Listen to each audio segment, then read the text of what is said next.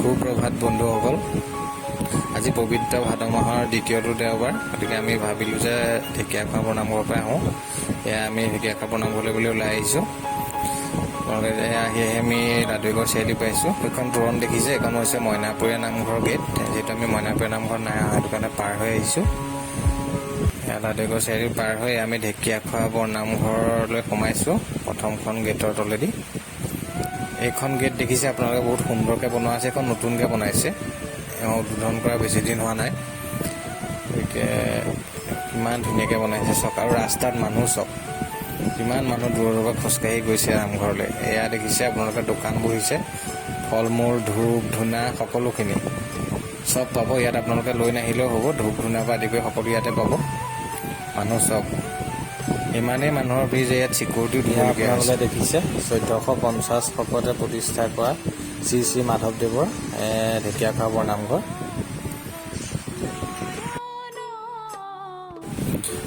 ইয়াত গাড়ী ৰখোৱা জেগা যথেষ্টখিনি আছে, কিন্তু তথাপি সকলোতে ভিৰ আজি যথেষ্ট বেছি। গতিকে আমি আগবাঢ়ি আহি আছোঁ আগত, আৰু খালী জেগা পাম বুলি।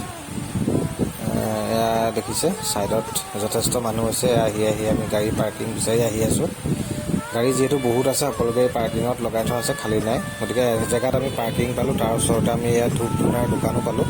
তাতে ধূপ ধূনা এইখিনি লৈ ল'লোঁ, যোনখিনি বস্তু আমি নামঘৰত দিম। গতিকে ধূপ ধূনা লৈ পেলাই আমি আহি আছোঁ। নামঘৰৰ এখন হৈছে চাকি, মানে দুখন গেট ইয়াত। এখন চাকি জ্বলাবৰ কাৰণে চাইডেদিও আছে, আমি সেইফালেদি আহিছোঁ, যিহেতু আমি প্ৰথম চাকি গছ জ্বলাই লওঁ। এয়া দেখিছে মূল যোনখন গেট ঢেকীয়াখোৱা বৰনামঘৰৰ। ইয়াত ভিৰ চব, কিমান ভিৰ, কিমান মানুহ আজি, বাপৰে বহুত ভিৰ আছে আজি। গতিকে ভিতৰলৈ আমি আহকচোন, সোমাই যাওঁ। পৰিৱেশটো চব, কিমান এটা ভাল লগা পৰিৱেশ, চব মানুহ। আপোনাৰ পুৰণৰ মূল গেটেদিয়ে যিহেতু সকলো প্ৰৱেশ কৰে, গতিকে এই গেটখনত ভিৰ যথেষ্ট বেছি হয়। চাৰিওফালে মানুহ দেখিছে। এয়া আমি আহি ঢেকীয়াখোৱা নামঘৰৰ ভিতৰত প্ৰৱেশ কৰিছোঁ। যিহেতু আজি যথেষ্ট ভিৰ হৈছে, গতিকে চাকি দিয়া মূল গৃহৰ বাহিৰৰ যোনটো বটবৃক্ষ আছে শ্ৰী শ্ৰী মাধৱদেৱে ৰোৱা, গতিকে আমি বটবৃক্ষজোপাৰ তলতেই চাকি জ্বলালোঁ। আজি চাকি দিয়াও যথেষ্ট মানুহৰ চাকি দিছে ইয়াত। এয়া চাকি জ্বলাই, চাকি সকলোৱে জ্বলাইছে, গোটেই ধোঁৱা কোৱা দেখিছে সকলোৱে।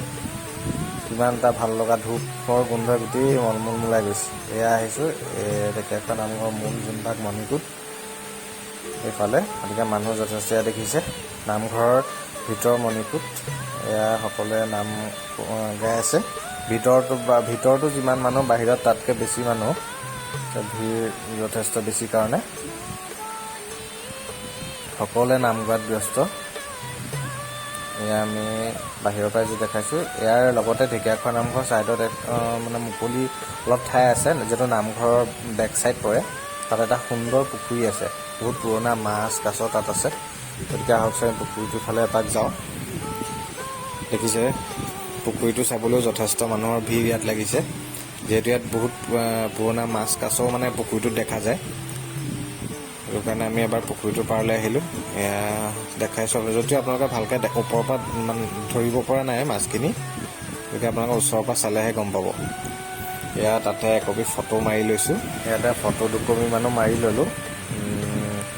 এয়া তাত এখন সৰু ল'ৰা ছোৱালী খেলিবৰ কাৰণে পাৰ্ক বনাই থোৱা আছিলে। যথেষ্ট তাত বেছি বস্তু নাই, কিন্তু আমি থুলমূলকৈ এনেই দেখালোঁ এবাৰ। গতিকে আমি পুনৰ আহিলোঁ। তাৰ বেক চাইডেদিও, মানে নামঘৰৰ বেক চাইডেদিও মূল গৃহলৈ যোৱা ৰাস্তা আছে, সেইকাৰণে আমি সেইফালেদি আহি আছোঁ। এয়া ছাইডত চাহ জলপান খাবৰ কাৰণে বনাই থোৱা আছে ঘৰ। ইয়াত সকলোৱে চাহ খাইছে, যোনে যোনে চাহ খাবৰ মন আছে। এয়া দেখিছে সকলো চাহ খাবৰ কাৰণে ইয়াত একেলগে বহিছে। যিহেতু 3টামান এনেকুৱা ঘৰ আছে চাহ দিয়া ঘৰ। আৰু আমি এতিয়া আহি আছোঁ। দেখিছে এইজোপা বহুত পুৰণা গছ ঢেকীয়াখোৱা নামঘৰ। ইয়াৰ ছাইডত এয়া নতুনকৈ বনাইছে শ্ৰী শ্ৰী মাধৱদেৱ সংগীত মহাবিদ্যালয়। দেখিছে আপোনালোকে, ইয়াত সংগীতো শিকোৱা হয়। গতিকে এতিয়ালৈকে সকলো দেখিছে, মানুহৰ ভিৰ কিমান, চাকি জ্বলোৱা বাঢ়ি গৈ আছে। এয়া এনেকুৱাতে এটা আমাৰ মাৰোৱাৰী কোনো কিবা নিয়ম, তেওঁলোকো আহি পেলাই এনেকৈ গীত গাই নামঘৰৰ ভিতৰত প্ৰৱেশ কৰিছে।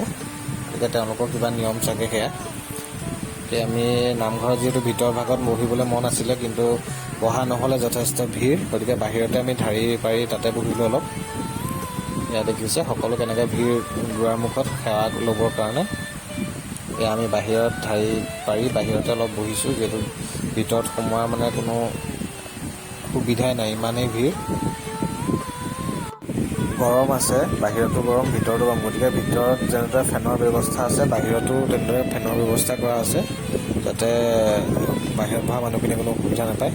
এয়া দেখিছে অন্যতম এটা দৃশ্য আপোনালোকক দেখাইছোঁ। এয়া ঢেকীয়াখোৱা নামঘৰৰ যি প্ৰসাদ লোৱা নিয়ম, গতিকে প্ৰসাদ লোৱা নিয়ম বহা জেগাত দিয়া নাই, যথেষ্ট যিহেতু ভিৰ বেছি, গতিকে মানুহৰ শাৰী পাতি দিয়া হৈছে। এয়া আমিও শাৰীত পাতি লাইনত ৰৈ পেলাই নামঘৰৰ প্ৰসাদ লৈ পেলাই এয়া ওলাই আহিছোঁ। ওলাই আহি এয়া দেখিছে পুনৰ একেখিনিয়ে বজাৰ, দুৱাৰমুখত যোনখিনি বজাৰ বহে প্ৰত্যেক ভাদ মাহতে দেখা পোৱা যায় এই বজাৰখন।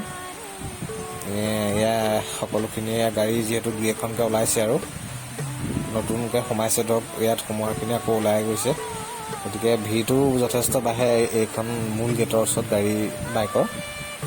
আমি পুনৰ এয়া আহি আছোঁ ঢেকীয়াখোৱা নামঘৰৰ পৰা ওলাই। ৰাস্তাত যথেষ্ট ভিৰ, দিনতকৈ আমি অহাতকৈও ভিৰ অলপ বাঢ়ি গৈছে, যিহেতু আজি দ্বিতীয় দেওবাৰ ভাদ মাহৰ, গতিকে সেইটো কাৰণে। গতিকে এয়া ৰাস্তাত আমি আহি এয়া দেখিছে ছাইডত ডাঙৰ বাছ ট্ৰেভেলাৰ ৰখাবৰ কাৰণেও জেগা বনাই দিছে। এখন মূল যি তোৰণ আছিলে ঢেকীয়াখোৱা নামঘৰ, সেই তোৰণৰ তলতে আমি পুনৰ আমাৰ ঘৰলৈ বুলি এয়া আহি আছোঁ। যিহেতু এয়া আহি আছোঁ আমি ঘৰলৈ বুলি, গতিকে ঘপককৈ মনত পৰিলে যে ওচৰতে এখন বহুত পুৰণা বজাৰ বহে, মেলেং বজাৰ বুলি, গতিকে আমি বজাৰৰ ওচৰতে গাড়ীখন ৰখাই পেলাই কিনো ওলাইছে শাক পাচলি চাবলৈ বুলি বজাৰ বুলি ৰখালোঁ। দেখিলোঁ দুই এপদ বস্তু কিনিলোঁ।